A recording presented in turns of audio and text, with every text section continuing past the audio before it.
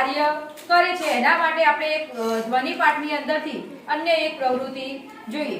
આ પ્રવૃત્તિ કરવા માટે મેં એક શું લીધેલો છે, કાગળ લીધેલો છે। આ કાગળને શું કર્યો, પહેલા આ રીતે વચ્ચેથી વાળી દેવાનો છે, બરાબર। ત્યારબાદ એના આ બે ભાગ પણ અહીંયાથી આપણે શું કર્યા, વાળી દીધા।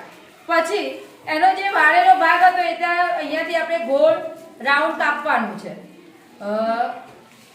સ્વર તંતુ વિશે આપણે સમજવા માંગીએ છીએ તો સમજી લો કે આ બે શું છે, સ્વર તંતુ છે। આ વચ્ચે શું બને છે, સાંકડી તિરાડ જેવી રચના બનેલી છે। આ કાગળને મેં આ રીતે પકડેલો છે। હવે અહીંયાથી હું શું ફૂંકીશ આ તિરાડની અંદર હવા, બરાબર। ત્યારે શું ઉત્પન્ન થશે, ધ્વનિ ઉત્પન્ન થાય છે, બરાબર। એક વિદ્યાર્થીમાં જોડે આવશે, તારું બનાવ્યું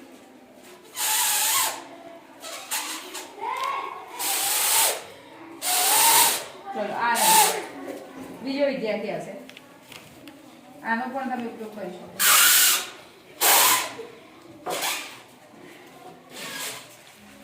એક છોકરી ઉભી થશે, કોણ બોલશે,